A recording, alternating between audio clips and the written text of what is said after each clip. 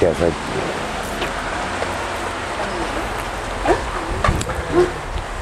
Bueno, buenos días a todos. Me llamo Pedro. Vamos a dar una pequeña explicación de la llegada de los musulmanes a este territorio y su evolución histórica. Los musulmanes llegaron a la península ibérica en el año 711 y tras derrotar a los visigodos en la batalla del río Guadalete, marcharon hacia el norte peninsular. Las primeras noticias del ejército musulmán en esta parte del Valle del Ebro datan de la primavera del año 714.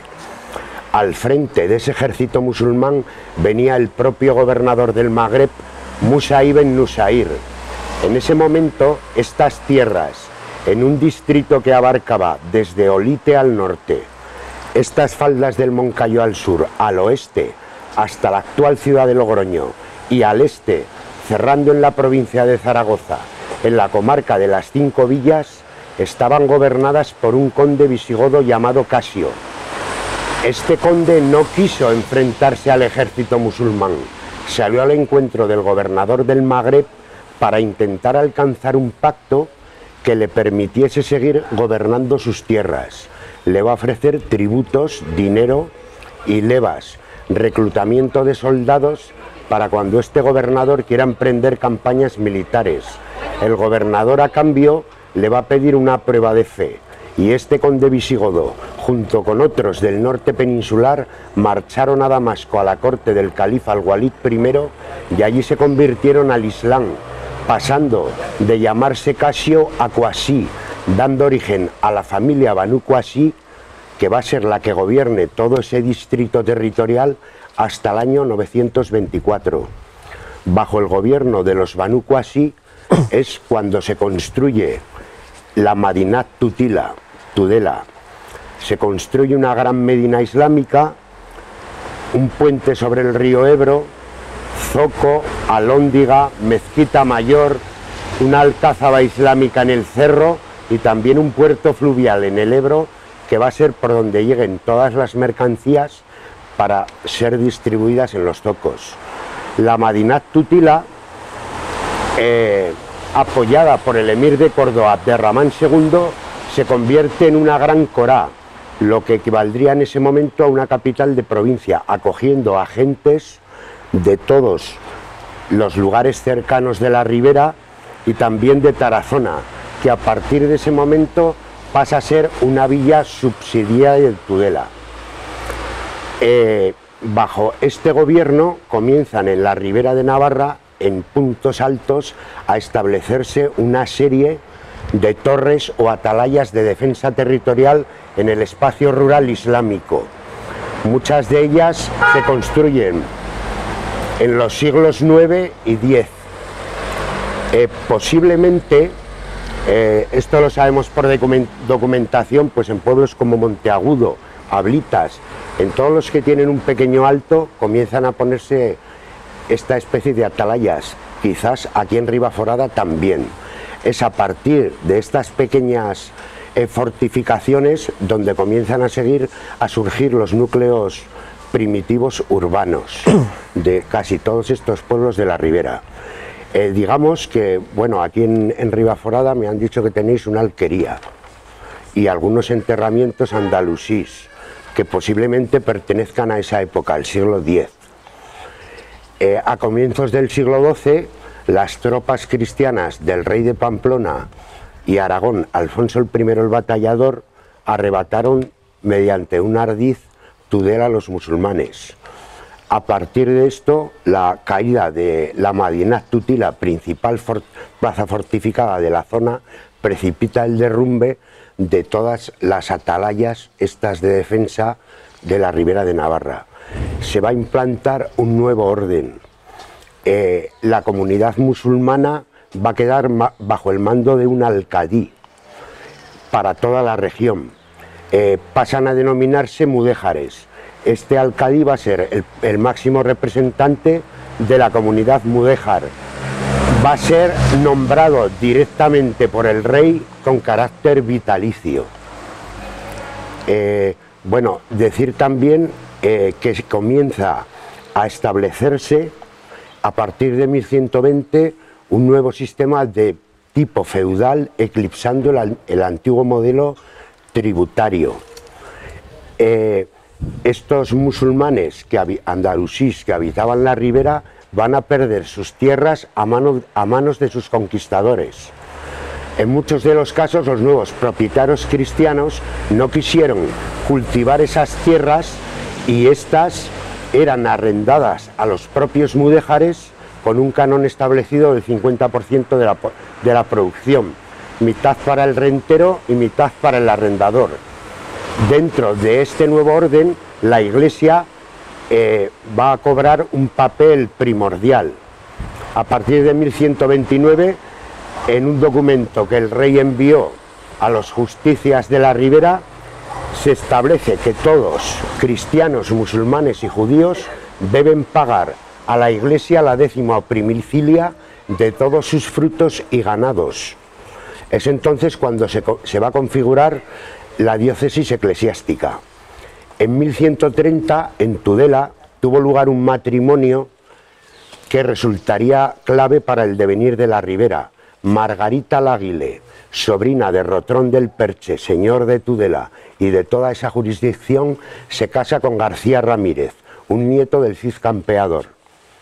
Como dote de la boda, Rotrón le entrega a su sobrina el señorío de Tudela y toda su jurisdicción, pasando a ser García Ramírez el señor. En 1134 muere Alfonso el Batallador, su testamento no satisface a nadie, los reinos de Pamplona y Aragón se separan y los caballeros pamploneses aclaman a García Ramírez como rey. Como Tudela y todo su señorío estaba bajo su jurisdicción, va a ser incorporada automáticamente al reino de Pamplona, al reino de Navarra. Esta es la razón por la que hoy toda la ribera es Navarra. Si no hubiera sido por esto, hubiéramos sido Aragón, ¿vale? Bueno, los mudéjares ya, que se van a llevar así, pues van a habitar todas las poblaciones de la ribera durante siglos, hasta la invasión de Navarra de 1512. Una vez que Navarra fue incorporada a Castilla en 1515, el cardenal Cisneros emitió una orden de que esos mudéjares o se convertían al cristianismo o deberían ser expulsados de toda la ribera.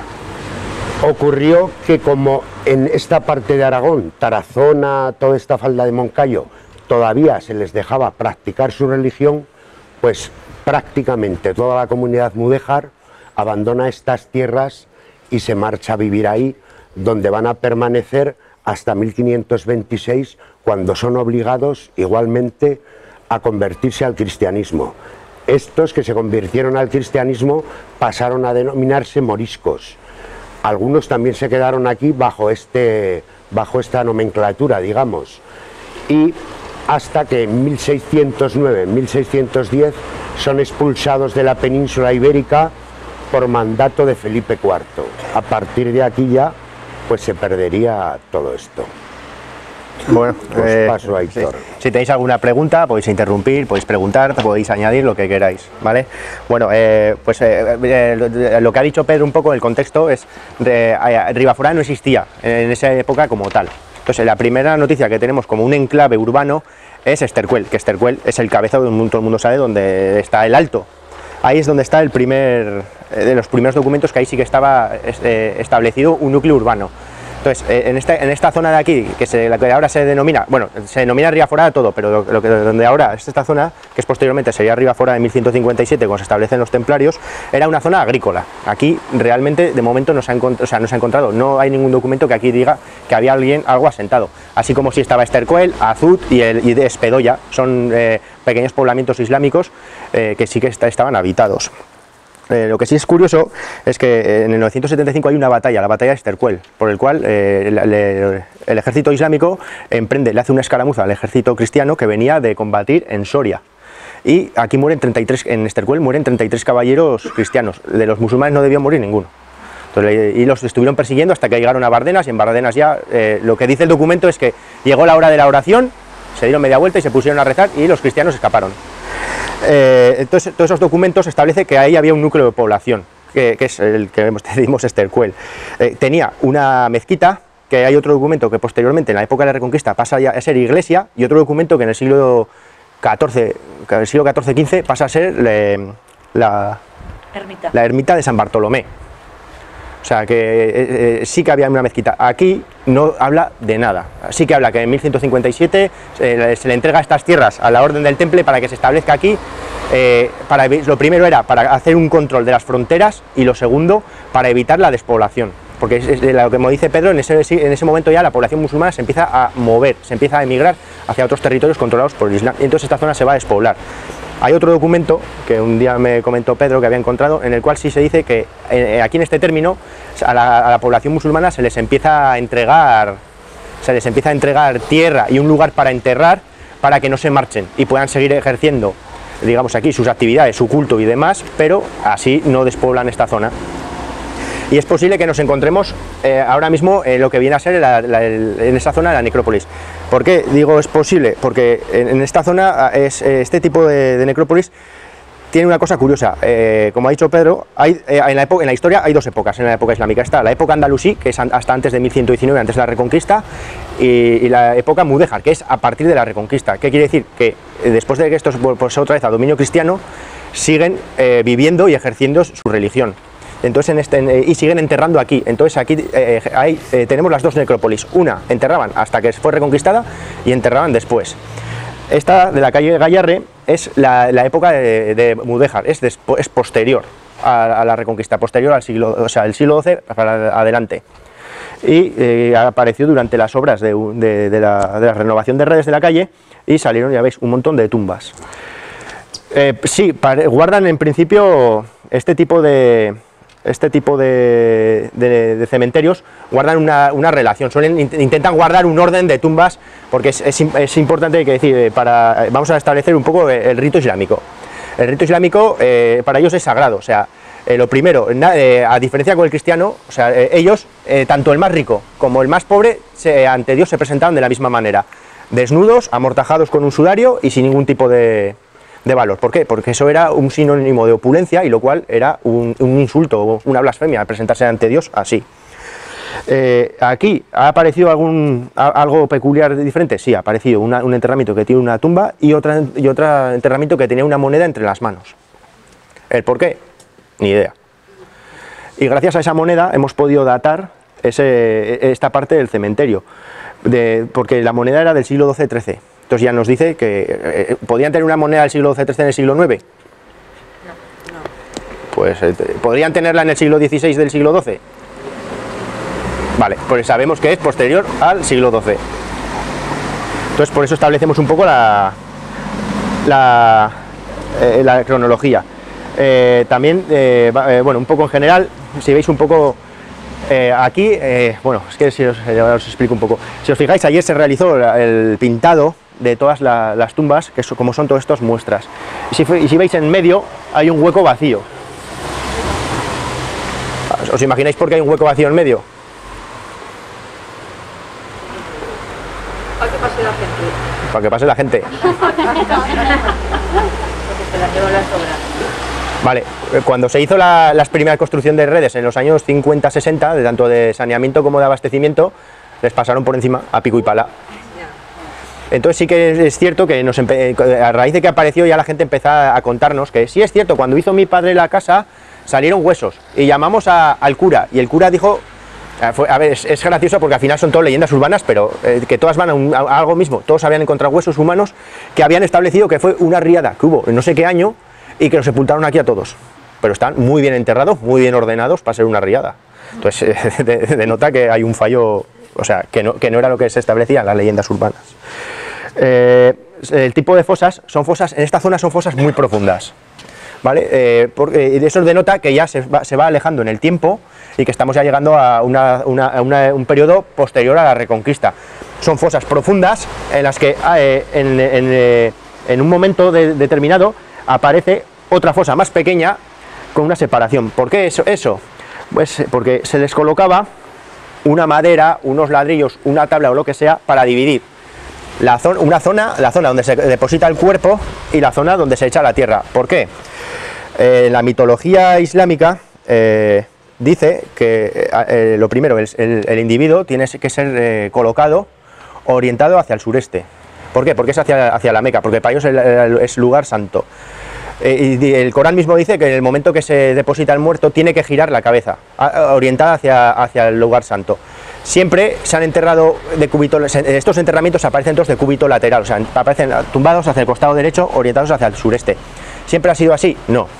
En las primeras épocas se enterraban de cúbito supino, o sea, boca arriba, y ladeaban la cabeza hacia el sureste. ¿Siempre se ha enterrado mirando hacia la Meca?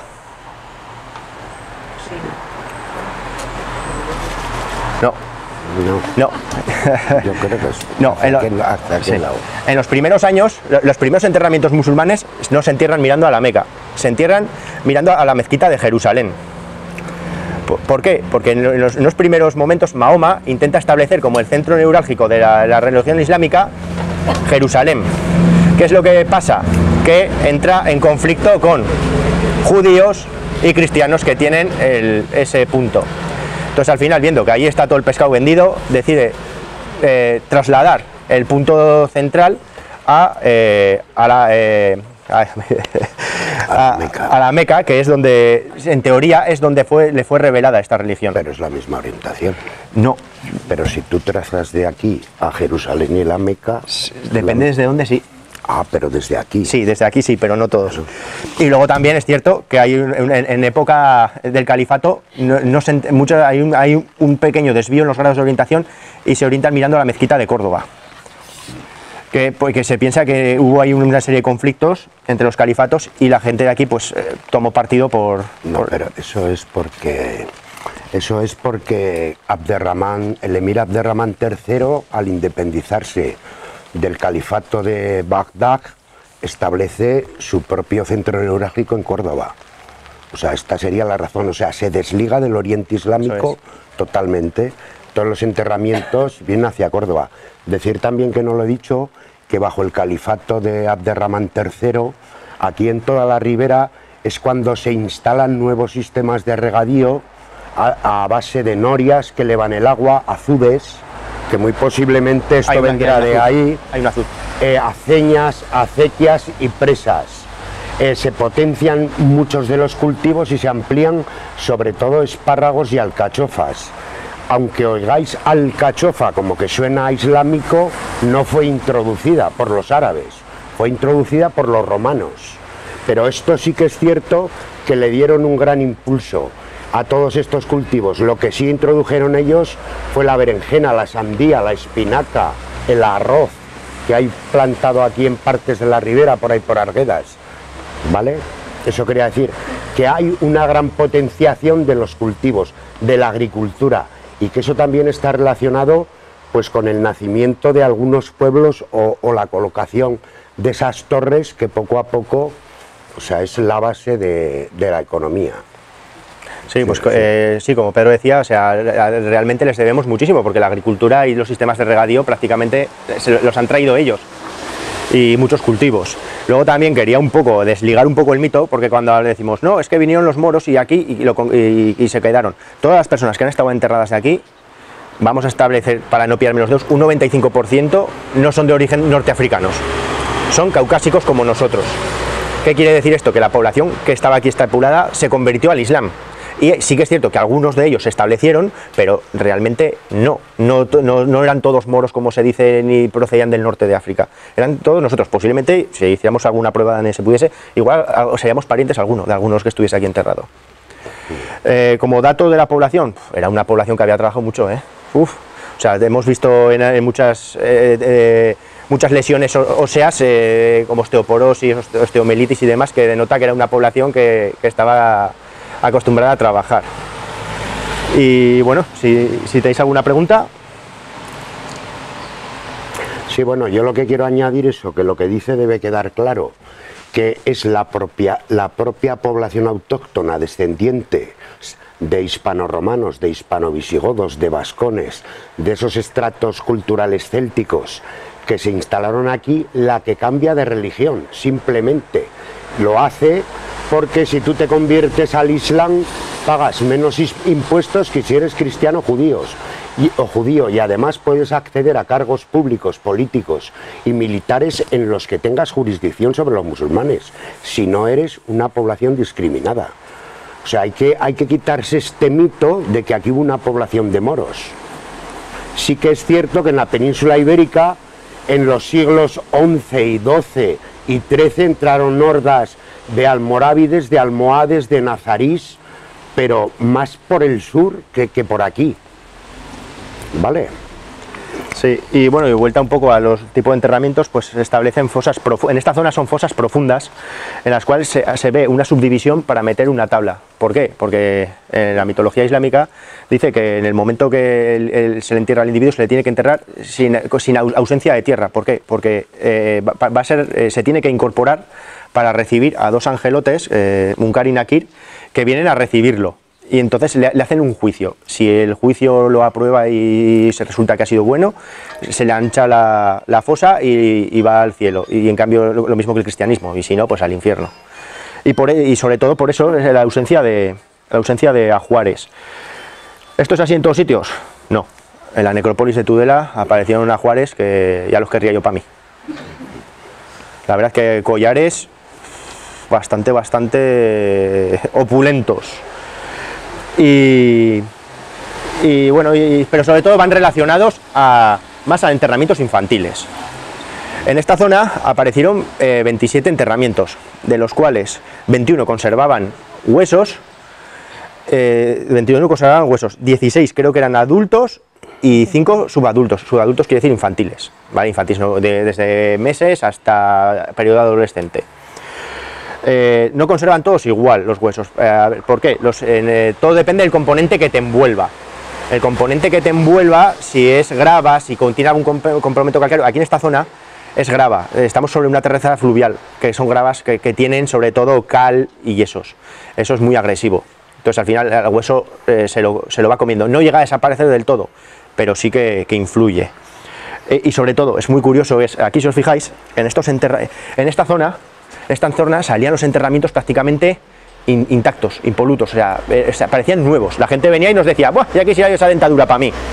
Pero en cambio, conforme nos alejamos más para allá, los enterramientos ya se empiezan a conservar mucho peor, están muy deteriorados y sobre todo están de un color marrón. ¿Sabéis por qué? ¿Qué agua? Llevamos aquí esta tubería perdiendo agua, ni te imaginas. Entonces, la tubería del desagüe lleva cota, porque vienen en esta dirección. Entonces, si todas las tumbas las colocamos a esta altura, ¿qué pasa? Todas las que le pilla, que el tubo va a la misma altura o por debajo o por encima, filtraba el agua y le caían a los muertos y se deshacían, se descomponían mucho más fácil. Y los que estaban, la cota que iba ya en detrimento iba ya bajando, los que estaban por encima salían prácticamente enteros. Como dato curioso de esta necrópolis, ahí sobre donde estéis justos vosotros, más o menos ahí, apareció un hoyo que empezó a aparecer restos cerámicos y demás. Este tipo de hoyos eran basureros. Es lo que a los arqueólogos nos encanta, porque ahí iban tirando todo y es donde vamos buscando. ¿Qué significa eso? O sea, eso significa que en algún momento esta necrópolis se abandona y se utiliza como basurero. ¿Cuánto tiempo después? No lo podemos saber exacto. ¿Por qué? Porque han aparecido restos de diferentes épocas, desde un fragmento de tegula romana hasta cerámica del siglo XV. No, digamos que a partir del siglo XV es que se fue donde se abandonó, porque en la época romanos no tenían cerámica del siglo XV, eso está claro. Entonces sí que nos demuestra que en algún momento esta necrópolis cayó en el olvido y fue utilizada como basurero. Y eso, no sé, ¿tenéis alguna pregunta más? La pizarra.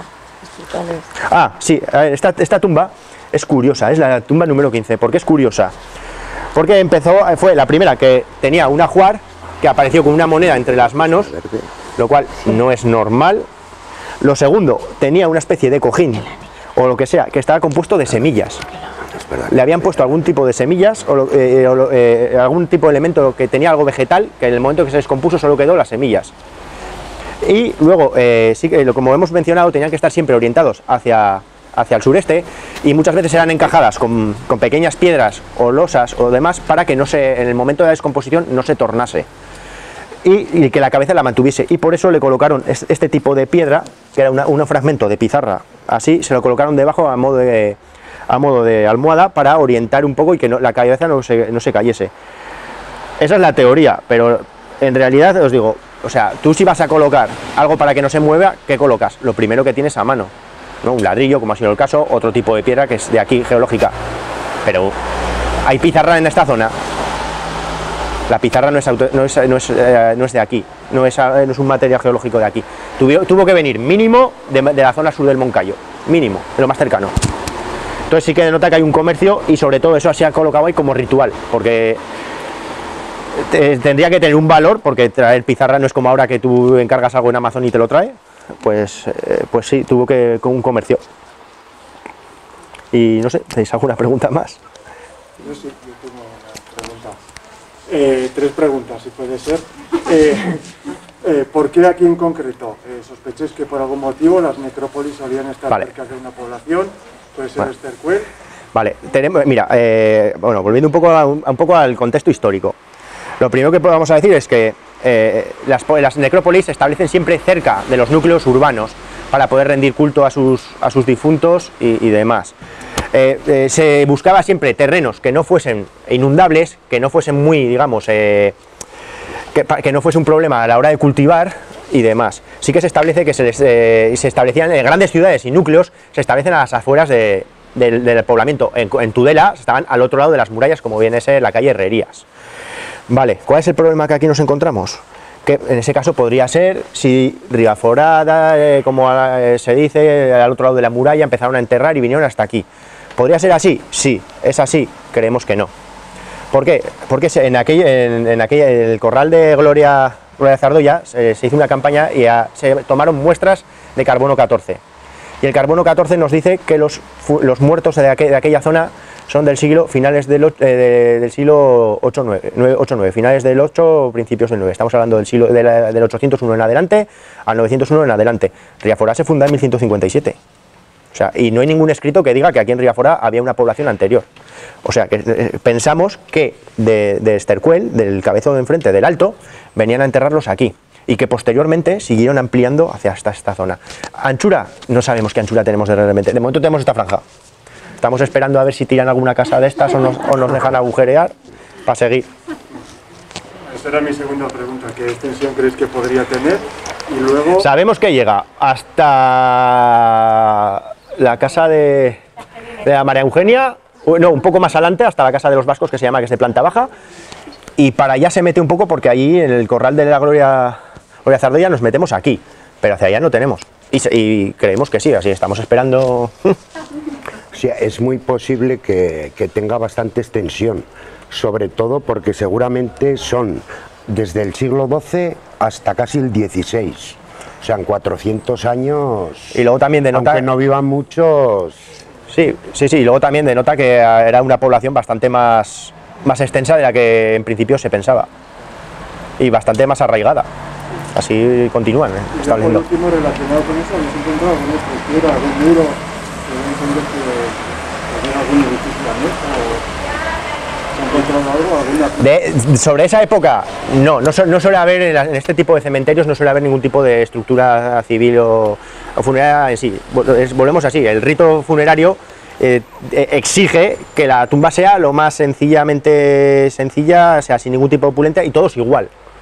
Entonces no es normal. Sí que es cierto, así como en otro tipo de necrópolis islámicas sí que han aparecido algún tipo de señalización, como puede ser algún cipo, que es una piedra que señaliza, aquí no. Bueno, en aquella parte, en la zona que estamos excavando ahora, sí que han aparecido 2 fragmentos de columna. Con su capitel, no es un capitel historiado, no un capitel rectangular nada más. ¿A qué puede estar asociado? No está en un contexto arqueológico, no lo sabemos. Ideas, muchas. Yo, por mí, ojalá fuesen de la mezquita de Estercuel. Muchas gracias. ¿Alguna pregunta más? Sí, bueno, ahora si queréis iremos a ver la parte que se está estudiando ahora, que es ahí mismo. Vamos a ver la excavación del Corral de Gloria, que está el carbono 14 dice que es del siglo 9-10, o sea, 8-9, perdón. Este es más nuevo, digamos. perdón, 9-10, sí. Que el más antiguo, así que vamos a ir, que además hemos estado excavando y vais a poder ver las fosas abiertas y os explicarán algo.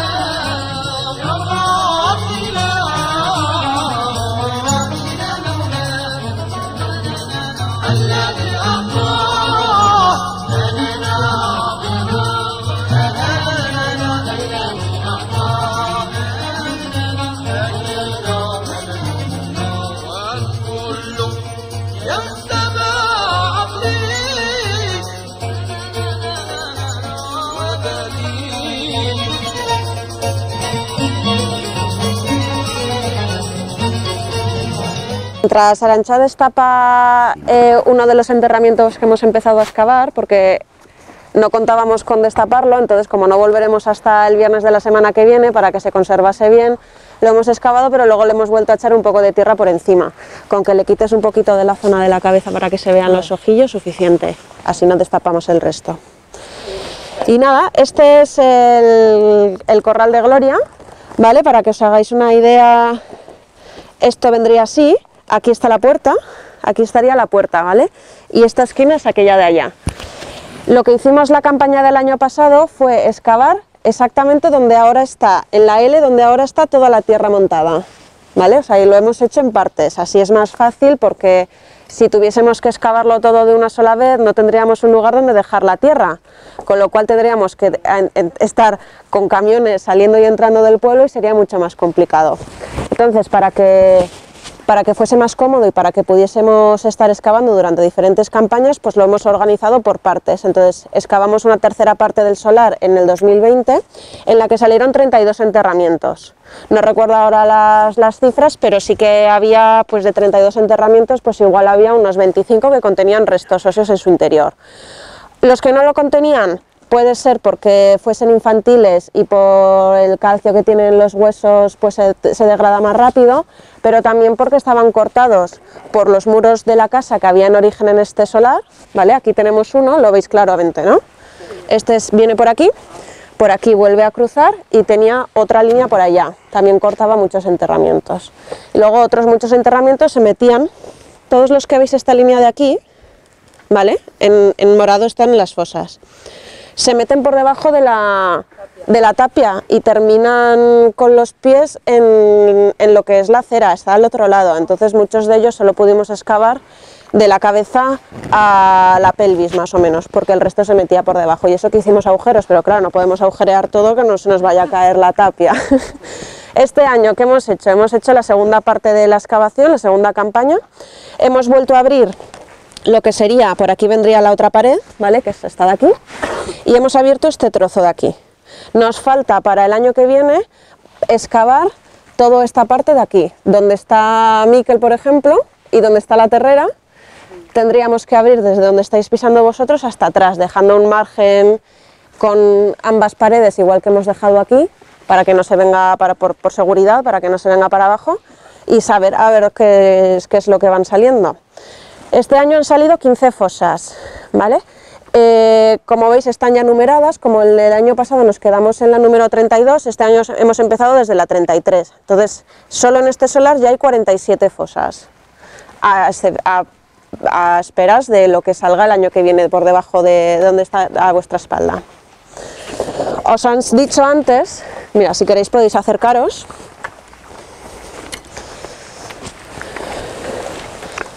Este es curioso porque aquí le corta el muro, ¿vale? Entonces únicamente conserva parte de lo que sería la pelvis. Esta es la parte de la pelvis, se ve muy bien ahí, ¿vale? Y está cortado desde el inicio del fémur para abajo. No conserva nada porque está cortado, igual que le pasará a este enterramiento de aquí, que está cortado. Este, a ver si tenemos suerte y le sale algo de pies al otro lado. es difícil que le salga al otro lado. Se estaría muy bien para ver el corte del muro. En este caso los huesos aparecen un poco, aunque la pelvis salga en posición, parece que los huesos están como empujados hacia adelante. Es posible que en el momento en el que ellos hicieran el agujero para poder meter el muro de la casa, empujasen los huesos que le saliesen, los empujasen para adelante o incluso los quitasen, sí. Aún así el estado de conservación es muy bueno para tener unos 1200 años aproximadamente. La colocación del cuerpo en la fosa ya os lo ha comentado Aitor antes, pero aquí se ve muy bien. Están recostados sobre su lado derecho y mirando hacia, ¿os acordáis? Hacia la Meca, sí. En concreto, 120 grados sureste. Y es clavado, o sea, pueden ser 119, pueden ser 122, pueden llegar a ser 125, pero no se mueven de ahí. Si por lo que sea tiene una orientación que es un poco diferente, es debido a procesos de descomposición del cuerpo y a que se le vaya cayendo la cabeza para abajo. Esos son los únicos motivos donde hemos encontrado que la orientación del cráneo sea diferente a la que está marcada. Taparlo. Sí, vamos a taparlo. Lo peor que le puede pasar a los huesos es que le dé la lluvia, sobre todo ahora que llevan 1000 años enterrados y de hecho ya veis que empezamos a excavar por aquí. Esto se excavó el sábado por la mañana y ya está cambiando de color. O sea, esto se ha excavado esta tarde, o sea, hoy, perdón, sí. Esta mañana. He venido pronto. Esto se ha excavado esta mañana y fijaos el color que tiene en comparación con esta parte del cráneo. Por eso, sabiendo que de aquí no vamos a excavarlo hasta el sábado, hasta el viernes de la semana que viene, lo hemos vuelto a enterrar para que intente conservar toda la humedad posible y que no se vayan degradando los huesos. Entonces, tanto el sol directo como la lluvia directa puede degradar la conservación de los huesos. Y ya está, si tenéis alguna pregunta. Sí. Mira, si veis aquí, si lo abres aquí esto, veis la sección de frente. Entonces, el cuerpo vendría aquí. Estas salen en la calle Gallarre, aquí y en el corral del Gallarre 11 aparecen solo fosas simples. No nos aparecen ni escalones, ni fosas con sus fosas, ni prefosas, ni nada. Esto ya nos está diciendo, aparte de las pruebas del carbono 14, que siempre son mucho más fiables, que estas son mucho más antiguas que las anteriores. La tierra que sacan de la fosa, una vez que le ponen o las cañas o la madera, la vuelven a poner por encima. O sea, que si estuviésemos andando aquí, en el momento en el que se enterraron, veríamos una explanada lisa con unos montoncitos, que sería lo que estaban finalizando. En este caso, conforme también hay diferentes tipologías, pero pueden ponerles en vez de la tierra que han sacado para hacer el agujero, se pueden poner ladrillos de adobe, se pueden poner también lajas o incluso tejas de casas, así como si fuese un tejadillo ¿cómo se llama esto? Tejado a desagüe. Exacto. O la tejada, sí. En este caso solo el número 1 de este corral hemos encontrado con lajas, pero no eran lajas que estuviesen puestas por encima para cubrirles, sino que eran lajas que estaban colocadas verticalmente en la fosa. ¿Por qué? En el momento de la colocación del cuerpo dentro de la fosa, el rito es muy importante, tiene que quedar de cúbito lateral derecho y la cabeza tiene que llevar una orientación, pero por los diferentes tipos de descomposición y el propio empuje de la tierra sobre el cuerpo, estamos encontrando que muchos de ellos están haciendo así y se caen boca abajo. El cuerpo aparece boca abajo y las piernas aparecen así giradas. ¿Eso qué quiere decir? Que dependiendo de si el cuerpo se ha descarnado antes de que la tierra le caiga por encima, los huesos se van a mover más o menos. Entonces los vamos a encontrar en una conexión estrecha o en una conexión amplia. Si los encontramos en una conexión estrecha, significa que la tierra se ha colmatado y la tierra le ha apretado los huesos antes de que la carne se desprenda de los huesos. Si encontramos el cuerpo así y el número está salido, significa que se ha descompuesto antes de que le caiga la tierra. En el caso del 1, que encontramos las lajas laterales, es posible que se las metiesen precisamente para evitar ese giro, porque en el momento en el que se gira ya no cumple el rito de enterramiento, con lo cual esa es nuestra teoría.